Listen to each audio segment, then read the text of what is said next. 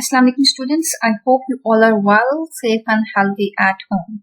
I'm your course instructor Farzana Khan and welcome to all of you in this class of literary studies. I am here with the very important topic Renaissance literature. Previously you were talk about the medieval literature in which we have discussed the important characteristics, the important literary figures and the important literature of that particular time. And in today's class, we will talk about the Renaissance literature, what are the important characteristics of Renaissance and what are the important literary figures of this age and how did they write and what did they write. So pay close attention to the lecture to understand all the points about the Renaissance age and literature. Before moving towards the discussion of characteristics and the literary figures, let me tell you about the Renaissance, that what is Renaissance? So the word Renaissance is a French word which means the rebirth.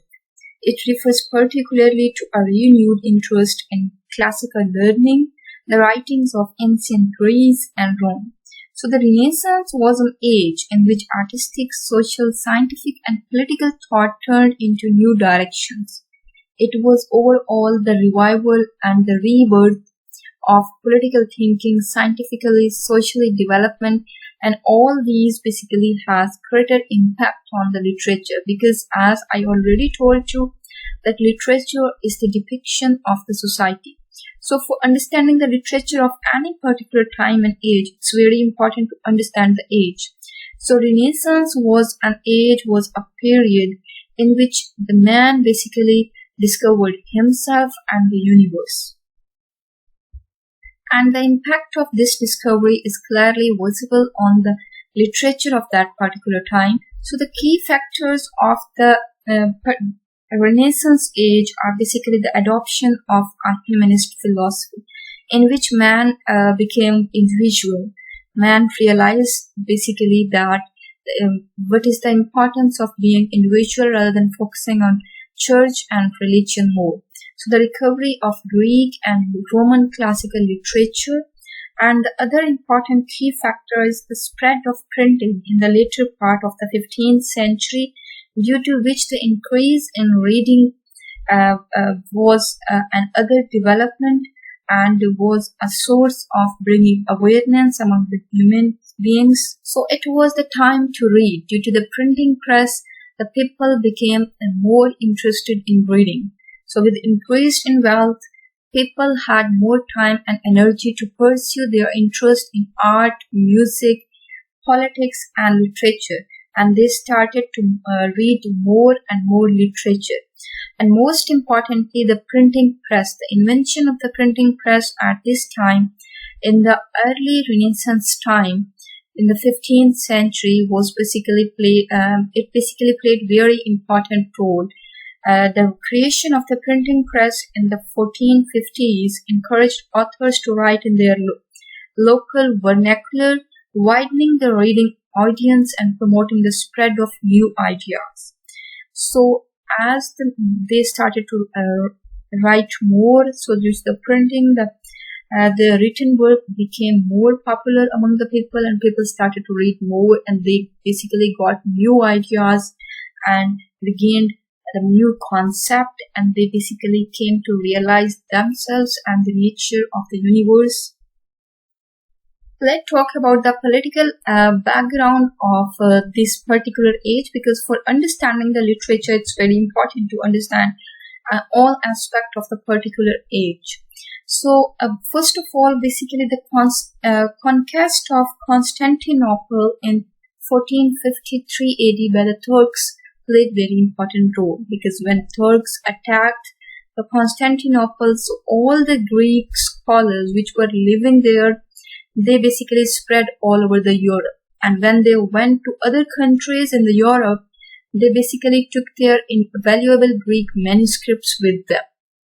And their manuscripts in this way basically spread all over the Europe. So the discovery of these classical models resulted in the revival of learning in the 14th and 15th century, and we can say that this is basically the start of the Renaissance age in England. But before England, basically Renaissance first came in Italy.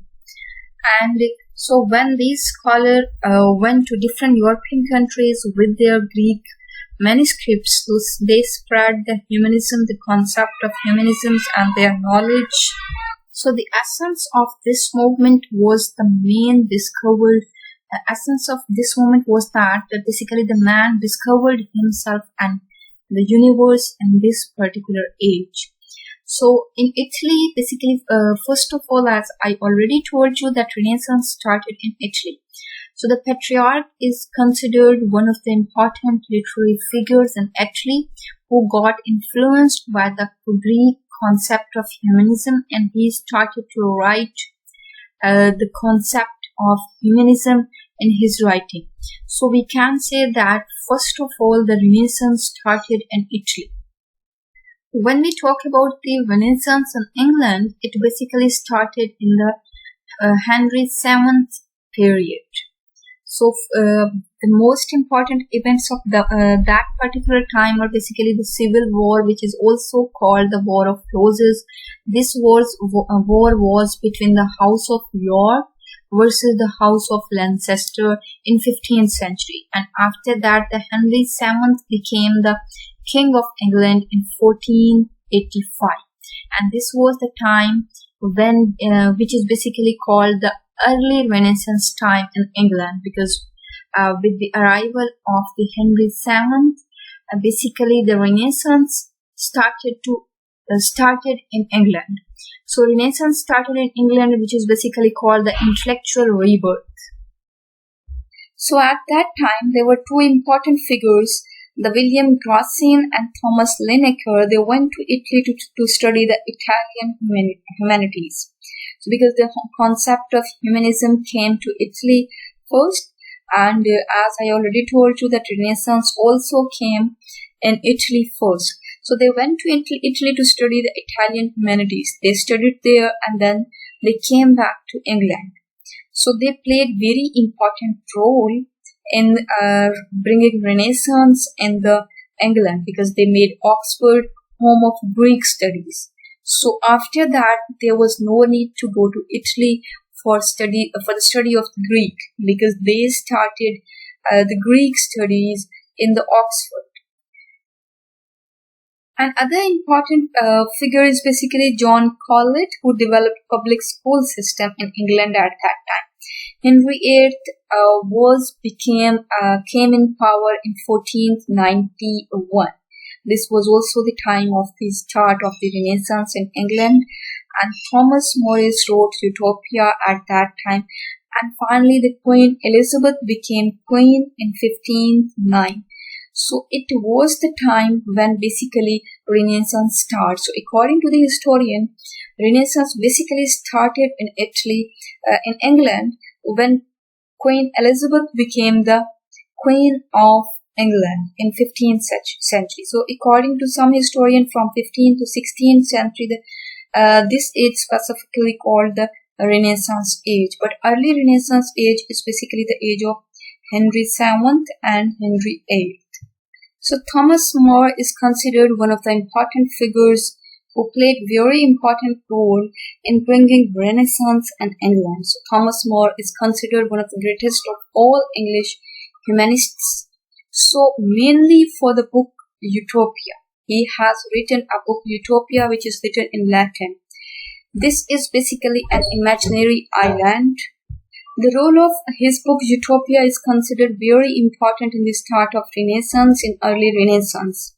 It is basically an imaginary island where everything is perfect. So Utopia basically means nowhere, which doesn't exist in the world in Greek. So Thomas himself was very well aware that such an island could never exist.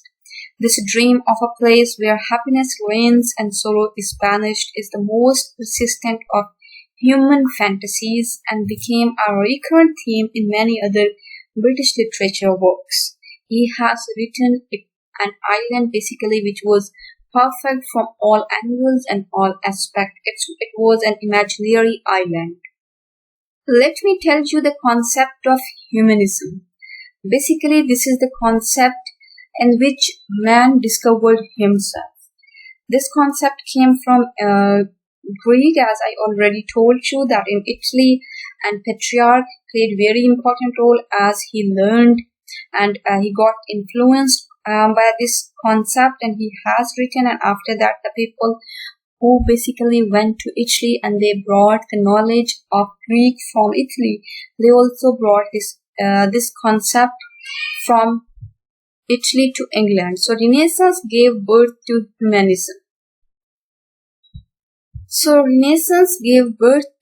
humanism.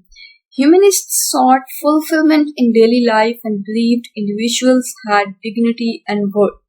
The belief in the ideal person, one who participates in a variety of activities, was renewed, and people began to question the power of church leaders and the Pope.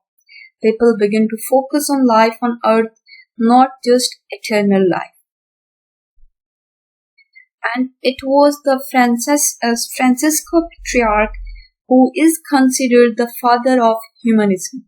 So the concept of humanism started in the Renaissance, which basically means the people realized their power, they considered their individuality rather than focusing more on church and the instructions of the church.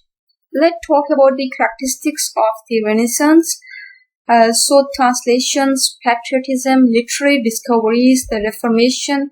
It was an age of drama, an age of adventure. So the influence of Renaissance. The Renaissance was born in Italy, as I already told you. It means revival or rebirth. So rebirth of, basically it is the rebirth of Greek learning and Greek art, because after the conquer of Constantinople, all the Greek scholars spread all over the Europe along with their Greek manuscripts. So the rebirth of classical learning, literature and English literature. The influence of Renaissance in 14th century in Italy and Germany, France and then England. So first of all, Renaissance started in Italy, then Germany, then France, and finally at the end it came into England. So Renaissance changed thought and ideas of the Elizabethan people, and most specifically, as I already told you, it spreads and it basically brought the concept of humanism. So Elizabethan age is called the age of Renaissance. It started in Henry VII and VIII, but spread all over the England in the age of Elizabethan Queen. So the translation is one of the important characteristics of this age. Elizabethan age is the age of translation. So many Greek and Roman classical have been translated to English literature during Elizabethan age. For example, George Chapman translation the Greek epic The Iliad into English language, and translation were very useful to the writer of that time. For example, Shakespeare, Spenser, Marlowe and Ben Jonson, etc. So Elizabethan age or Renaissance age was also the age of patriotism. It was the time of the rebirth of patriotism. Patriotism was a historical play in which the rebirth of feelings, sympathy and pity was depicted. This is one of the important characteristics of this age, which has been depicted in the drama of that particular age. So Elizabethan age is also the age of literary discoveries. The various inventions in the field of literature by Elizabethan writers were also very important during this age. For example, the Spenser introduced Spenserian stanza, John Lyly's prose style set a new example in prose writing, and Christopher Marlowe introduced drama. Shakespeare also wrote dramas and introduced sonnet and tragedies. So it was the time in which literature from all aspects developed. Poetry, prose, drama from all aspects, and also the theatre as well. It was also an age of reformation, because when people came to realize their identity, their individualism, it was the time of humanism. So reformation of church during the time of Henry started. And the effect of reformation can be found in the work of Spenser, Shakespeare and Milton, because literature is always the depiction of the society. So Spenser presented the best trends of reformation in the Fairy Queen, which is written by Spenser. in the Renaissance age. As I already told you that the Renaissance time is the time in which there was development in drama, literature, in almost all of the types of the literature other than the novel. So Elizabethan age is called the age of drama. During this age, drama made a wonderful jump into maturity. The university wits in which the Robert Greene, George Peele, Thomas Lodge played very important role, and among all, Christopher Marlowe wrote the drama, and he also paved the way for the Shakespeare. And then Shakespeare, the drama reached at its heights in the hands of the Shakespeare and Ben Jonson at this age, which is called the Renaissance time period or the Elizabethan age. It was also the age of adventure. Basically, Renaissance and the new learning had led to a spirit of adventure. The spirit was given freedom by the political peace and unity. Adventure of the mind led to splendid literature, music, and art. Adventures of the body resulted in the exploration of the oceans and the discovery of far lands. So at this time, Columbus discovered America. So it was the time when reforms came into the institutions too. In the earlier times, literature was dominated by the spirit of religion and blind faith. However, in the Renaissance age, when people discovered themselves, so institutions were questioned and re-evaluated. Renaissance basically broadened and took the cognitive level of human mind to new heights. So it was the age of reason, when people directed from church and they started to think about themselves and they started to work with their own thoughts and reason. So it was the age of development of science. The age was accompanied by the birth of modern science. It was a time of discoveries, achievements, and development in many fields. Copernicus discovered the solar system. So the impact of these inventions was also on the literature too. So in English theatre scene, which performed both of the court and nobility in private performances, and a very wide public in the theatres, was the most crowded in Europe, with a host of other playwrights as well as the giant figures of Christopher Marlowe, Shakespeare, and Ben Jonson. Elizabeth herself was a product of Renaissance humanism. She also wrote many poems in which she has mentioned the moments of her life. So these are the basically great writers from the Renaissance period: the Christopher Marlowe, Sir Walter Raleigh, Robert Herrick, Andrew Marvell, William Shakespeare, John Donne, Ben Jonson, Francis Bacon, John Milton, John Bunyan, Edmund Spenser, Sir John Suckling, and Richard Lovelace. These all are the literary figures which are most important from the Renaissance period. First of all, we'll talk about the Christopher Marlowe, who played very important role in developing the drama of this particular age. Christopher Marlowe was an English dramatist, poet, and translator of the Elizabethan era. He is known for his magnificent blank verse, his overreaching protagonists, and his own mysterious death. Another important literary figure who came later on is basically the William Shakespeare.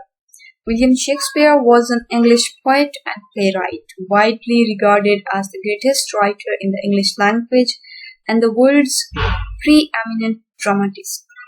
He is often called England's national poet and the Bard of Avon, or simply the Bard. His surviving works consist of 38 plays, 154 sonnets, and 2 long narrative poems, and several other poems. His plays have been translated into every major living language and are performed more often than those of any other playwright.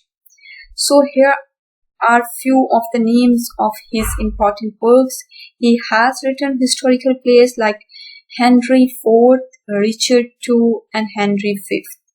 He has written the great comedies, The Merchant of Venice, As You Like It, Twelfth Night, and A Midsummer Night's Dream. He has written the great tragedies, Hamlet, Othello, King Lear, and Macbeth. So he is considered one of the greatest writers of his age. Ben Jonson is another important literary figure. So Ben Jonson was basically the contemporary of William Shakespeare. He is best known for his satirical plays, particularly The Volpone and The Alchemist and Bartholomew, which are considered his best works.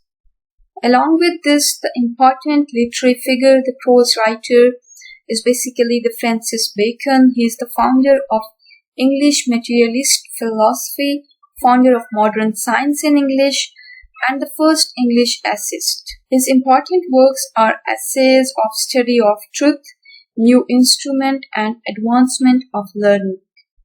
In his essay of study, he has mentioned that studies serve for delight, for ornament, and for ability. He has mentioned that reading makes a full man, conference a ready man, and writing an exact man. So he is considered the work of Francis Bacon has very important very important place in the Elizabethan age and the Shakespeare age, or we can say in the Renaissance period. So the next important is basically the sonnet. It is a 14th line poem written in iambic pentameter. Basically, the Shakespeare has written sonnets, and in the Elizabethan age, it was the time when sonnet became popular and literary figures started to write sonnets. Another important literary figure is Edmund Spenser. He was a poet best known for the fairy poem, which is basically an epic and a fantastical allegory that basically has been written for the Tudor dynasty, in which he has celebrated the Queen Elizabeth I. So he is recognized as one of the premier craftsmen of modern English prose in its infancy and is considered one of the greatest poets in the English language. He has also invented a lot of things in the literature as he was a poet. So Spenserian sonnet is named after the Renaissance poet Edmund Spenser. He has written Amority is basically a sequence of 89 sonnets which record a man's 2-year courtship of a woman named Elizabeth. So his sonnets were a little bit different from the sonnets of Shakespeare, and as I already told you that it was the age of the revival of literature, in which there was development in drama, in essay, in poetry as well. So typically the works of these playwrights and poets circulated in manuscript from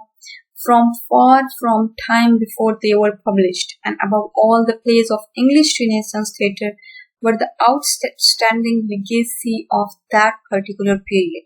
So it was all about the Renaissance time, the important literary figures and their important works, and the development in the English literature genres. So I hope all the points are clear to all of you. In the next class, we will discuss another time literature of the next age. So till then, take care. Allah Hafiz.